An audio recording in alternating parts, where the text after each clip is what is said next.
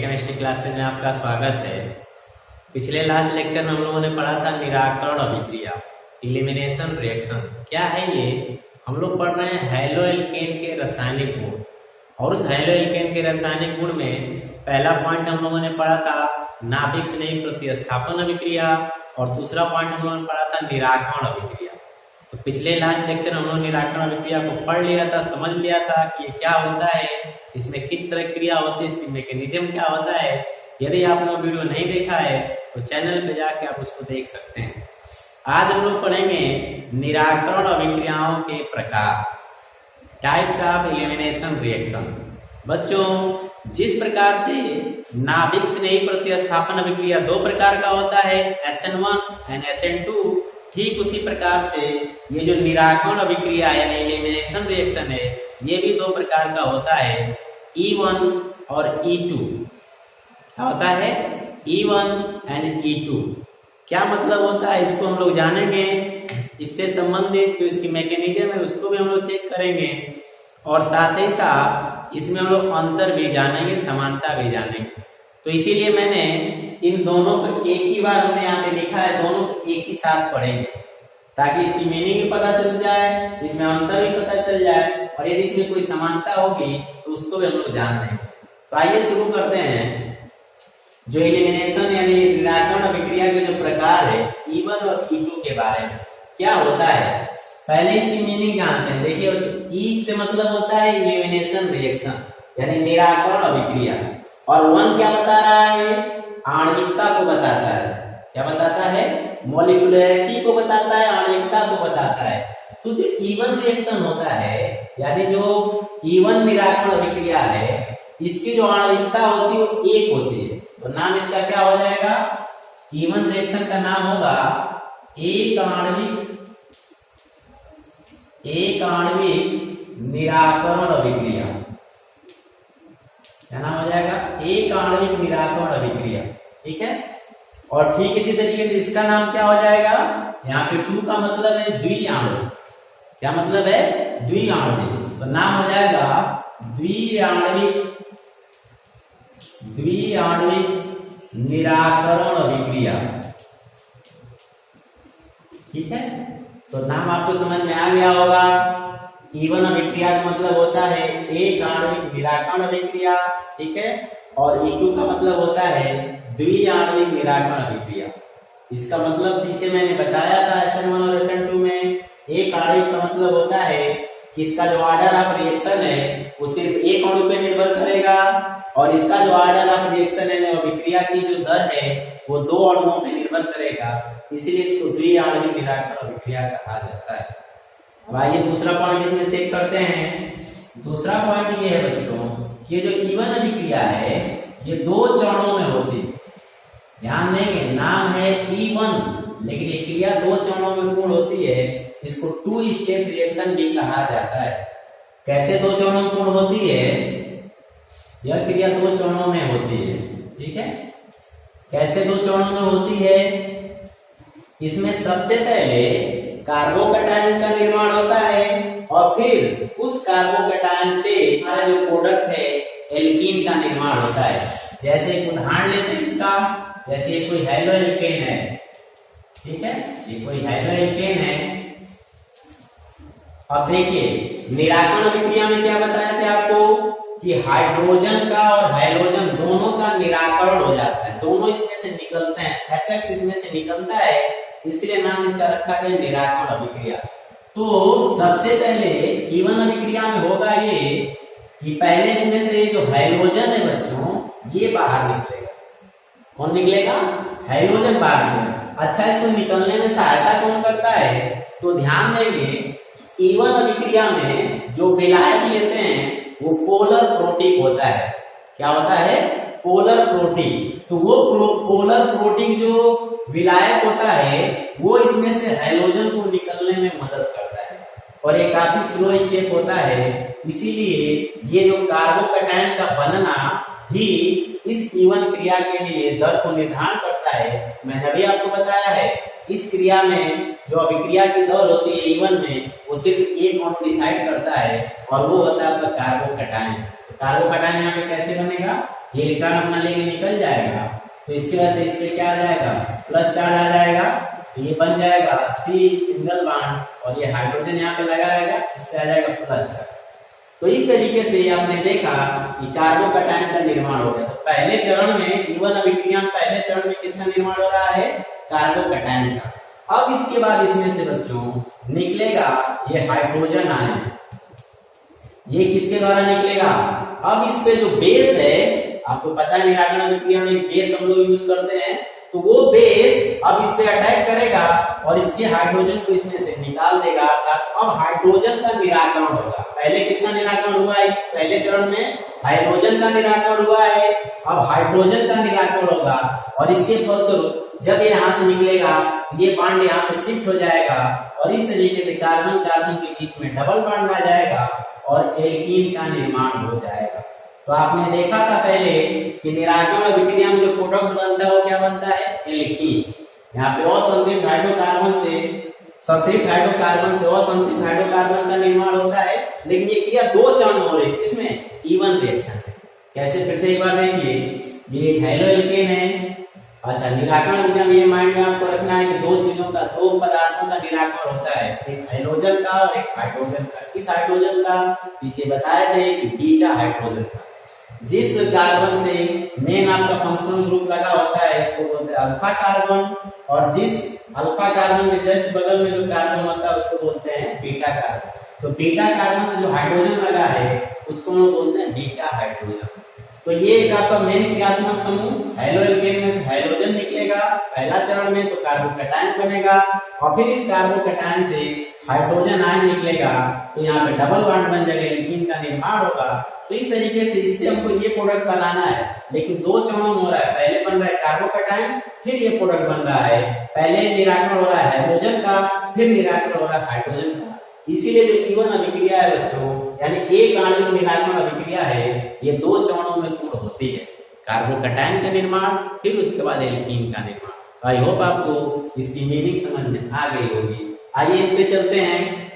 ये जो E2 अभिक्रिया है, ये द्विआण्विक निराकरण अभिक्रिया, ये सिंगल स्टेप रिएक्शन है। ये क्रिया एक चरण में पूर्ण होती है, ठीक है। ये क्रिया एक ही चरण में पूर्ण हो जाती है, अर्थात कह सकते हैं सीधे सीधे इसमें कार्बोकैटायन का निर्माण नहीं होता है। इसमें हाइड्रोजन और हाइड्रोजन दोनों का एक ही बार निराकरण हो जाता है। इस तरीके से आप उदाहरण ले सकते हो, ये हाइड्रोजन है, ये हाइड्रोजन है, ठीक है। और कब ऐसा होगा, जब यहाँ पे स्ट्रांग कोई प्रबल हम लोग क्षार का प्रयोग करते हैं तब ये क्रिया होती है। तो इस तरीके से यहाँ पे हाइड्रोजन भी बाहर निकल जाएगा और उसी के साथ साथ हाइड्रोजन भी बाहर निकल जाएगा। अब जब दोनों एक साथ बाहर निकलेंगे तो यहाँ पे डबल बॉन्ड आ जाएगा। तो इस तरीके से आपने देखा कि जो E2 रिएक्शन है ये एक ही चरण में पूर्ण होती है, जबकि E1 रिएक्शन दो चरणों में पूर्ण होता है। तो एक अंतर आप यहाँ से ये देखा, ये दो चरण में होने वाली क्रिया है, ये एक चरण में होने वाली क्रिया है। इसी के साथ एक अंतर आप और ऐड कर सकते हो, इसमें कार्बोकैटायन का निर्माण होता है, कार्बोकैटायन का निर्माण होता है, ठीक है। और इस क्रिया में यानी E2 अभिक्रिया में कार्बोकैटायन का निर्माण नहीं होता है।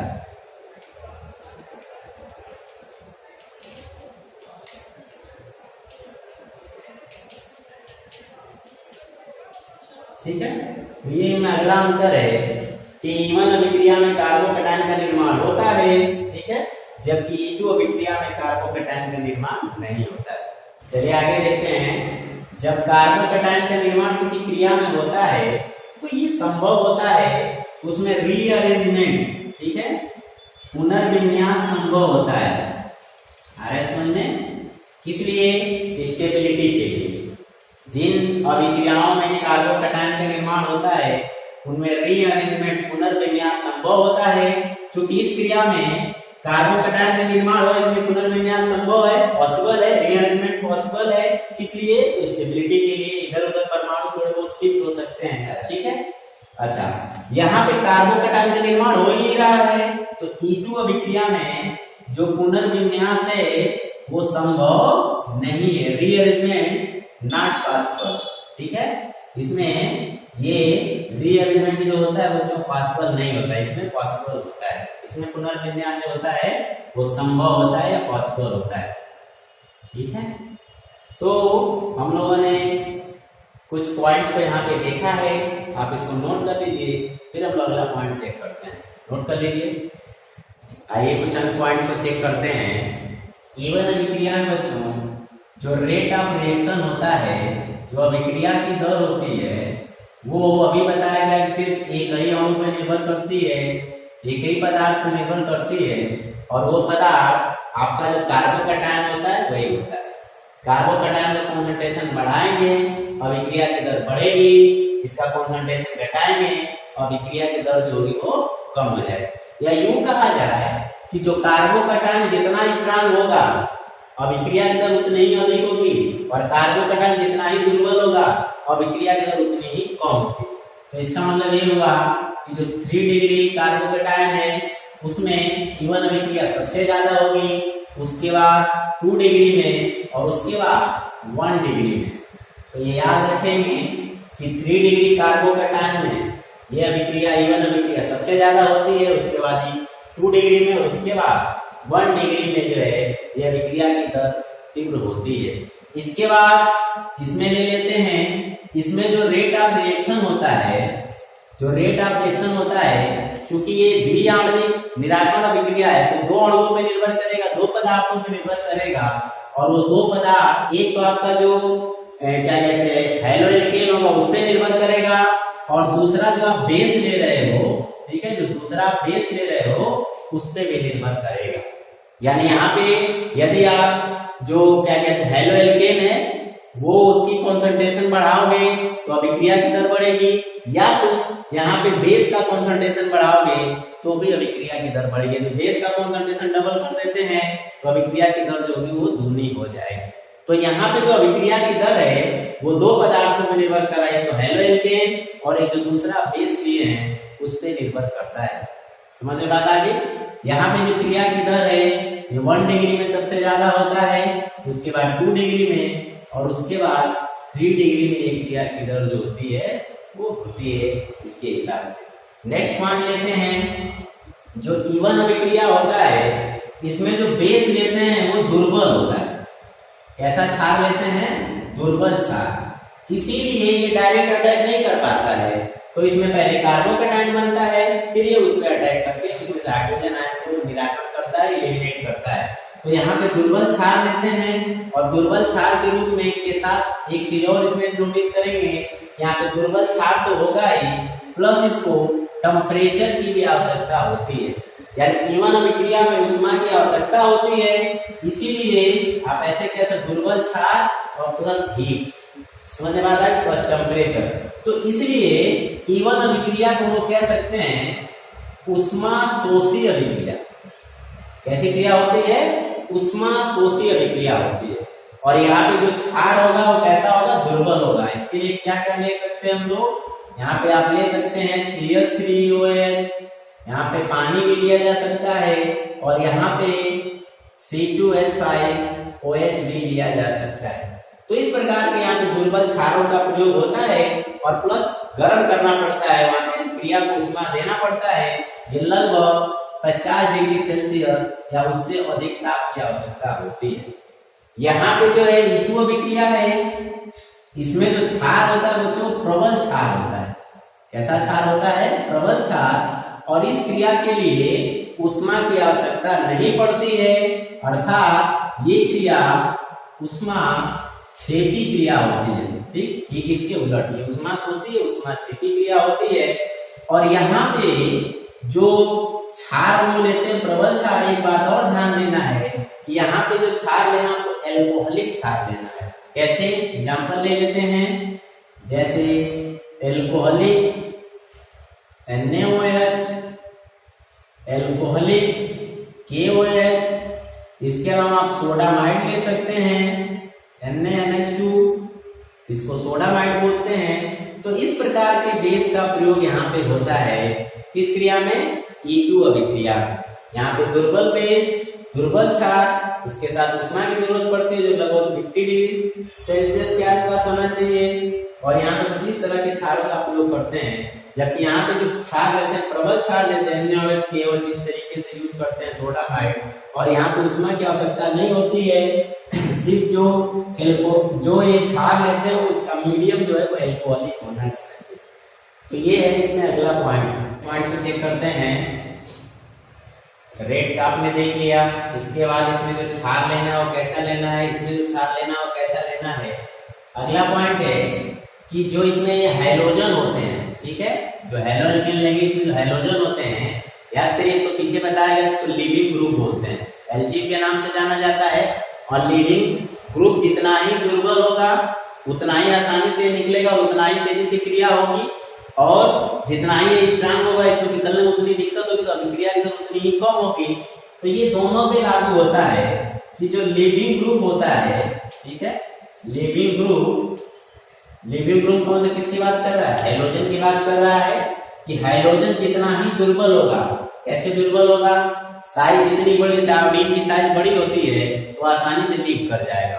उसके बाद ब्रोमीन है वो लीक करेगा, फिर उसके बाद क्लोरीन, फिर उसके बाद फ्लोरीन। तो क्रिया की दर लीविंग ग्रुप पे भी निर्भर करती है। तो यदि लीविंग ग्रुप वीक है, लीविंग ग्रुप जो है वीक है, तो क्रिया की दर ज्यादा होगी।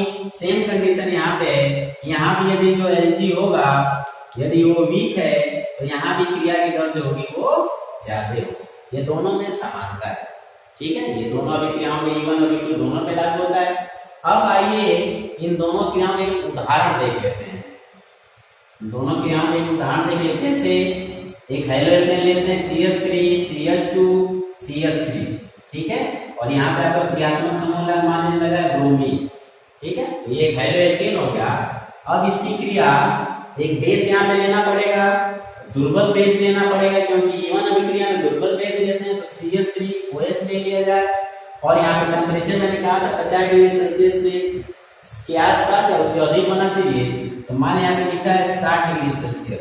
तो होगा क्या कि पहले इसमें से हैलोजन निकल जाएगा और कार्बोकैटायन का निर्माण होगा, और फिर उसमें से चूंकि अल्फा कार्बन है तो ये बगल वाले जो दो कार्बन है ये बीटा कार्बन है, और बीटा कार्बन से जो हाइड्रोजन लगे हैं बीटा हाइड्रोजन है।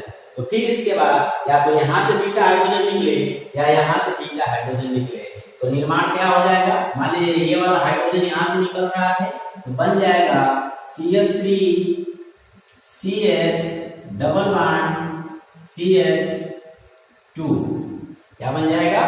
CH3 सिंगल बॉन्ड CH, और ये हाइड्रोजन और ये ब्रोमीन निकलने के बाद यहाँ पे डबल बॉन्ड क्रिएट हो जाएगा, तो बन जाएगा CH2। तो इस प्रकार से आपने देखा कि E1 अभिक्रिया कैसे हो रही है। कैसे पहचानोगे? यदि तीर के ऊपर दुर्बल बेस लिखा है और टेम्परेचर लिखा है 50 या 50 से अधिक, तो आप कहोगे कि E1 अभिक्रिया है। आइए E2 अभिक्रिया का एक उदाहरण देख लेते हैं। मान लीजिए कोई कंपाउंड ऐसे है, ठीक है, ऐसे, और यहाँ पे मान लीजिए कोई ग्रुप लगा है ब्रोमीन, ठीक है, ये रेखीय प्रदर्शन है, तो यहाँ पे लगा है ब्रोमीन। अब इसकी क्रिया किससे करानी है? एल्कोहलिक KOH से, ठीक है, किससे करानी है? एल्कोहलिक KOH से। इसको कैसे पहचानेंगे? जब तीर के ऊपर एल्कोहलिक KOH या NaOH लिखा हो, समझ जाएंगे यहाँ पे प्रबल बेस का यूज हो रहा है, प्रबल क्षार का यूज यहाँ पे कर रहे हैं, तो ये E2 अभिक्रिया होगा। इस तरीके से E1 और E2 अभिक्रिया को समीकरण के रूप में लिखा हो तो आप पहचानोगे। और यहाँ पे आपने देखा एल्कोहलिक KOH लिया तो होगा क्या? सिंगल स्टेप रिएक्शन है, ये ब्रोमीन यहाँ से निकलेगा, और चूंकि यहाँ पे ये भी एक आपका बीटा या अल्फा कार्बन है, तो ये बीटा कार्बन, ये भी बीटा कार्बन, तो यहाँ से भी हाइड्रोजन निकल सकता है। हाइड्रोजन का निराकरण यहाँ से भी हो सकता है और हाइड्रोजन का निराकरण यहाँ से भी हो सकता है। तो चलिए दोनों का करा देते हैं। जब यहाँ से निराकरण होगा तो ये बॉन्ड यहाँ शिफ्ट हो जाता है, तो बनेगा इस प्रकार का कंपाउंड, ठीक है, ये बॉन्ड डबल बॉन्ड यहाँ शिफ्ट हो जाएगा, ठीक है, और इसके बाद जब यहाँ निकलेगा तो ये डबल बॉन्ड यहाँ शिफ्ट हो जाएगा, तो प्लस बनेगा आपका, ये डबल बॉन्ड यहाँ शिफ्ट हो जाएगा। जब ये यहाँ का अल्फा बीटा हाइड्रोजन का निराकरण होगा। तो दो तरीके कंपाउंड बनते हैं। अब कैसे जाने कौन से मेजर प्रोडक्ट है, कौन ज्यादा बनेगा कौन कम बनेगा? तो याद करिए मैंने आपको रिएक्शन रिएक्शन में बताया है, जो ज्यादा बनता है उसको सेटजप प्रोडक्ट बोलते हैं, जो कम बनता है उसको हाफमैन प्रोडक्ट बोलते हैं। और कैसे इसको निकालते हैं?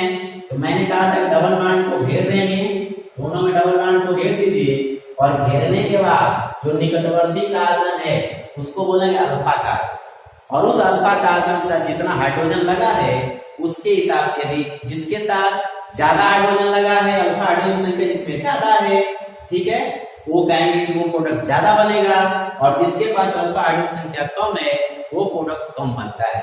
तो देखिए यहाँ पे एक कार्बन इधर भी है, डबल बॉन्ड घेरने के बाद ये भी अल्फा है ये भी अल्फा है, तो इसके साथ 3 लास्ट में है तो CH3 होगा, तो 3 हाइड्रोजन इसके साथ और 3 हाइड्रोजन इसके साथ, तो कुल अल्फा हाइड्रोजन कितना हो गया इसमें 6। और यहाँ पे देखिए सिर्फ यही एक निकटवर्ती है, तो इसके साथ 2 हाइड्रोजन लगा होगा, यहाँ पे अल्फा हाइड्रोजन जाएगा 2, तो अल्फा हाइड्रोजन इसमें 6 है, इसमें अल्फा हाइड्रोजन 2 है, तो इसलिए ये होगा मेजर प्रोडक्ट या इसको बोलेंगे सेटजेप उत्पाद।